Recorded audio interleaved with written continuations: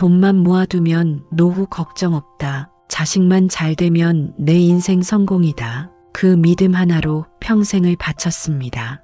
허리가 끊어지는 줄도 몰랐고 무릎이 부어오르는 것도 참았습니다. 다 미래를 위해서였습니다. 내 한 몸 희생하면 언젠가 편안한 날이 오겠지. 그날만을 바라보며 버텨온 세월이었습니다. 그런데 막상 잃은 고개를 넘고 보니 어떻습니까?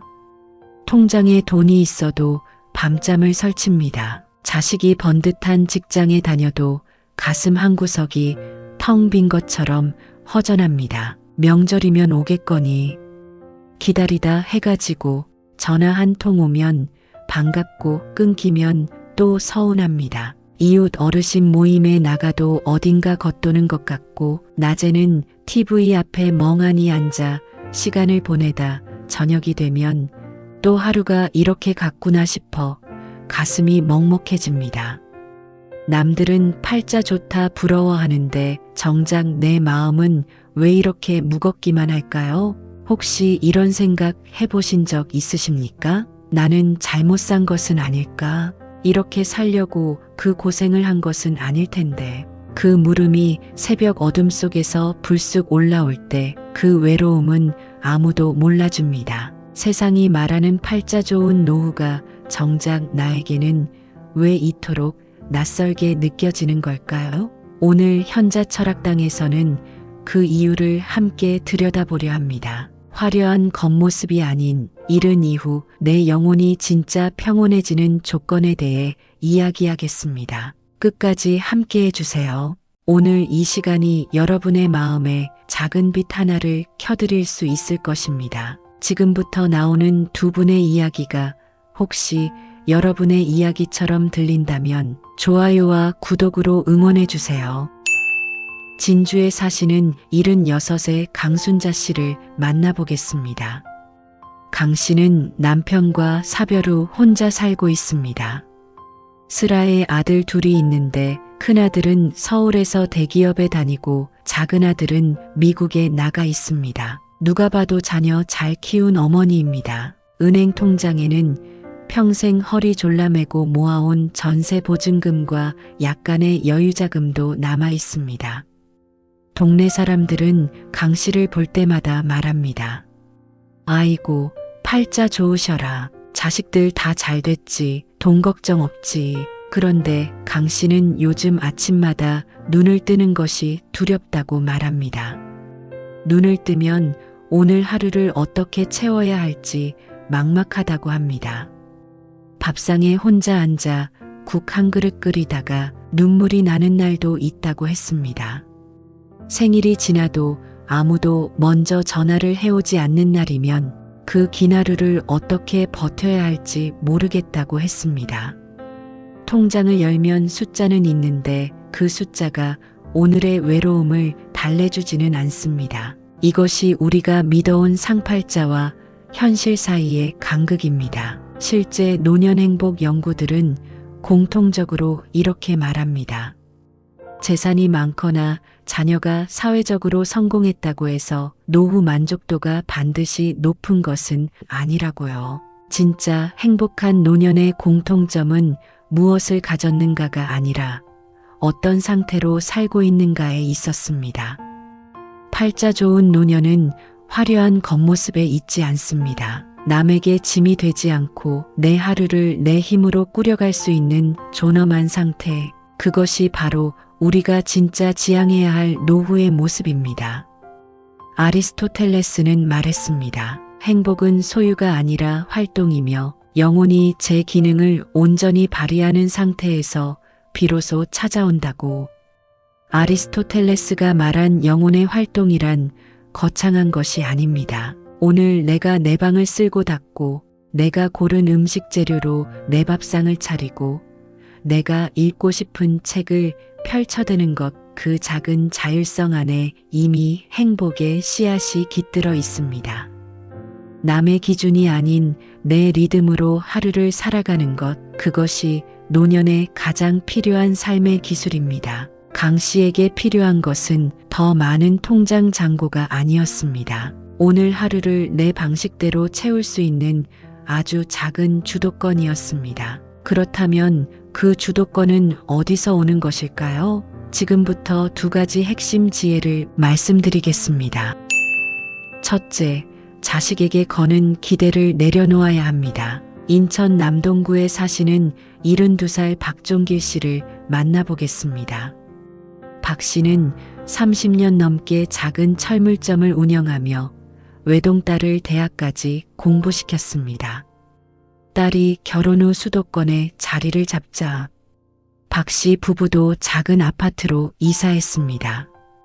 딸 가까이 살면 자주 만나겠지 싶었습니다. 손자 얼굴도 자주 보고 주말엔 함께 밥도 먹고 그런 노후를 그렸습니다. 그런데 현실은 달랐습니다. 딸은 직장과 아이 양육으로 눈코 뜰 새가 없었고 한 달에 한 번 얼굴 보기도 쉽지 않았습니다.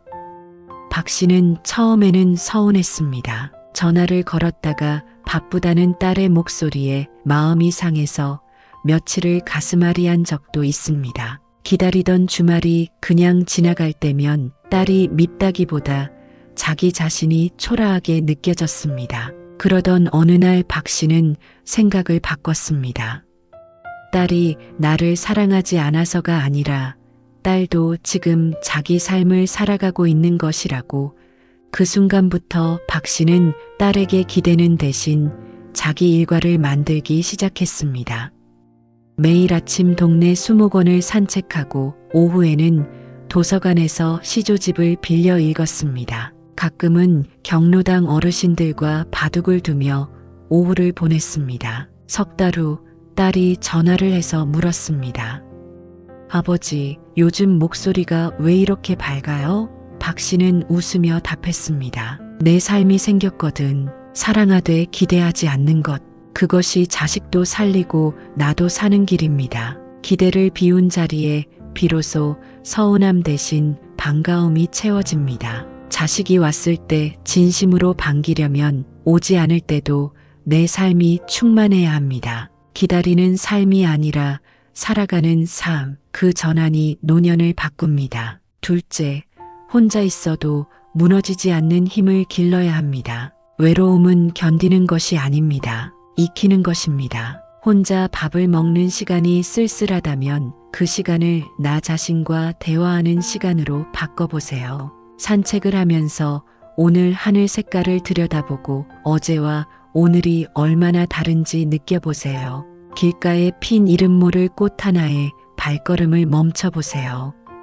그 작은 멈춤이 마음의 여유를 만듭니다. 남의 집에서 행복을 구걸하지 않고 내 집에서 내 평화를 찾는 사람이 진짜 팔자 좋은 사람입니다. 혼자라는 것은 결핍이 아닙니다. 나 자신과 제대로 만나는 드문 기회입니다. 시끄러운 세상에서 잠시 물러나 고요 속에 앉아 있을 수 있다면 그 사람은 이미 내면의 부자입니다. 그런데 마음만으로는 부족합니다. 영혼의 평화를 지탱하는 현실의 기둥들도 반드시 필요합니다. 지금부터 그 이야기를 드리겠습니다. 노년의 존엄을 지키려면 마음의 수양만으로는 역부족입니다. 현실의 토대가 있어야 마음도 단단해집니다. 거창할 필요는 전혀 없습니다. 5가지만 갖추면 됩니다. 첫 번째는 내 공간입니다. 크고 화려한 집이 아니어도 됩니다. 내 맘대로 발 뻗고 잘 수 있는 작은 내 방, 아무도 허락받지 않아도 되는 나만의 구석이 있어야 합니다. 누군가의 눈치를 보지 않아도 되는 그 공간이 곧 내 자존심의 물리적 토대가 됩니다. 자식 집에 얹혀 사는 것이 편한 것 같아도 내 공간 없이는 내 삶도 없습니다. 두 번째는 소박한 고정 수입입니다. 국민연금이든 소액임대 수입이든 아주 작은 텃밭 수익이든 상관없습니다. 남에게 손 벌리지 않아도 이번 달을 버틸 수 있다는 감각, 그 감각이 인간의 존엄을 지켜줍니다. 금액의 크기가 아니라 자립의 여부가 핵심입니다. 스스로 벌어 스스로 쓴다는 그 작은 자부심이 하루를 다르게 만듭니다. 세 번째는 기본적인 기동성입니다. 내 발로 화장실을 가고 내 손으로 밥을 차려 먹을 수 있는 신체 기능, 이것이 무너지는 순간 모든 것이 달라집니다. 그러니 지금 이 순간부터 걷는 것을 멈추지 마세요. 계단 하나를 오르는 것도 훈련이고 자산입니다. 몸을 움직이는 한 여러분은 아직 자기 삶의 주인입니다. 네 번째는 작은 비상금입니다. 갑자기 병원에 가야 할 때, 보일러가 고장났을 때, 예상치 못한 일이 생겼을 때 당황하지 않을 수 있는 약간의 여유. 이것이 있으면 마음이 달라집니다. 불안이 줄어들고 일상을 훨씬 여유롭게 바라볼 수 있게 됩니다. 큰 돈이 아니어도 됩니다. 예상 밖의 일에 흔들리지 않을 정도면 충분합니다. 다섯 번째는 내일 아침 눈 뜨면 할 수 있는 아주 작은 일거리 하나입니다. 꽃에 물을 주거나 이웃 어르신에게 안부 전화 한 통 드리거나 동네 경로당에서 장기 한 판 두거나 내가 어딘가에 쓸모 있다는 감각, 누군가와 연결되어 있다는 느낌. 이것이 하루를 열 힘을 줍니다. 아침에 할 일이 있는 사람은 전날 밤이 다릅니다. 내일이 기다려지기 때문입니다. 소크라테스는 말했습니다. 검토되지 않은 삶은 살 가치가 없다. 날마다 자신의 삶을 들여다보고 오늘 내가 어떻게 살았는지를 묻는 사람만이 진정한 삶을 살 수 있다고. 소크라테스의 이 물음은 젊은이에게만 해당하는 것이 아닙니다. 오히려 인생의 후반에 접어들수록 이 질문은 더 묵직해집니다. 오늘 나는 누군가에게 기댔는가? 아니면 내 힘으로 하루를 꾸렸는가? 오늘 나는 불평했는가? 아니면 감사했는가? 오늘 나는 남의 삶을 부러워했는가?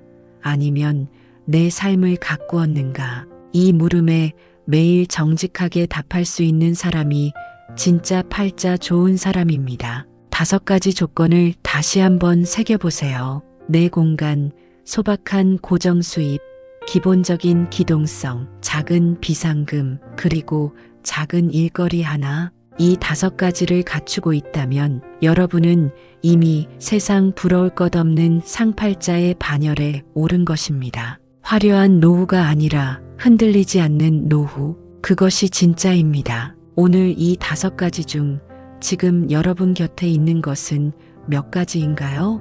그것을 세어보는 것만으로도 오늘 하루가 달리 보일 것입니다. 자, 이제 마지막 이야기입니다. 인생 후반전은 더 높이 올라가는 레이스가 아닙니다. 전반전에는 달려야 했습니다. 남보다 빨리, 남보다 높이, 남보다 많이. 그 레이스에서 우리는 온몸을 던졌습니다. 치열하게 살았고 그래서 지금 이 자리에 있습니다. 하지만 후반전의 게임 규칙은 다릅니다. 이제는 더하는 삶에서 지키는 삶으로 방향을 바꿔야 합니다. 더 갖는 것이 아니라 지금 가진 것을 온전히 누리는 것. 그것이 후반전의 진짜 승리입니다.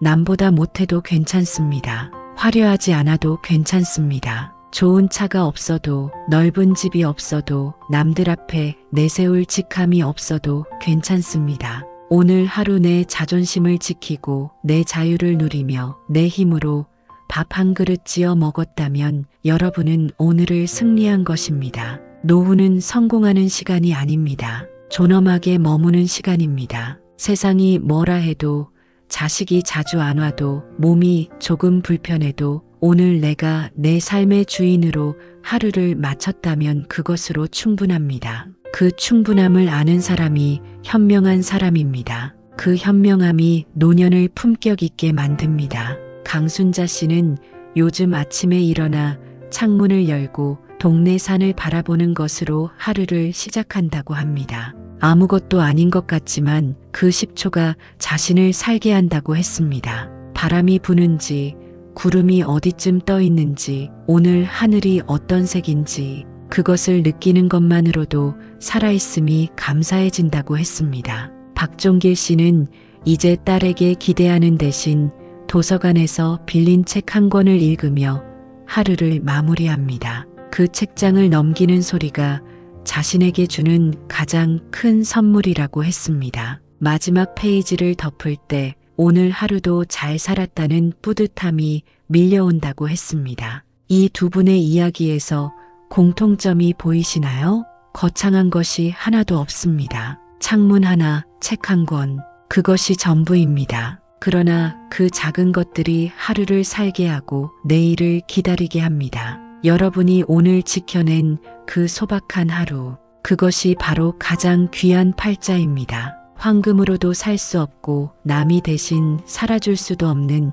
온전히 여러분만의 하루입니다. 그 하루하루가 쌓여 누구도 빼앗아갈 수 없는 여러분만의 삶이 됩니다. 지금 이 순간 조용히 자신에게 물어보세요. 나는 오늘 내 삶의 주인이었는가? 그 물음에 작게라도 고개를 끄덕일 수 있다면 여러분은 이미 진짜 팔자 좋은 노후를 살고 있는 것입니다. 오늘 이 영상이 여러분의 마음을 조금이라도 가볍게 해드렸다면 정말 기쁘겠습니다. 지금 이 순간 여러분이 가진 것 중에서 가장 소중하게 지키고 싶은 것은 무엇인가요? 그것이 가족의 기억이든 건강이든 아침 산책의 습관이든 댓글로 남겨주세요. 여러분의 한마디가 같은 시간을 살아가는 다른 분께 큰 위로와 지혜가 될 것입니다. 살면서 가장 어려운 일이 무엇인지 아십니까? 단순하게 사는 것입니다. 더 갖고 더 이루려는 충동을 내려놓고 오늘 이 하루를 온전히 살아내는 것.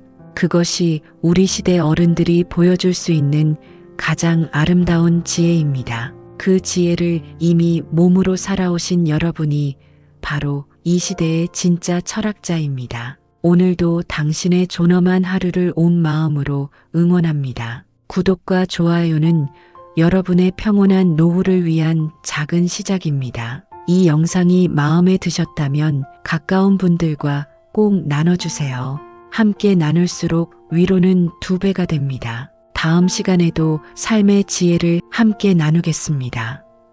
감사합니다.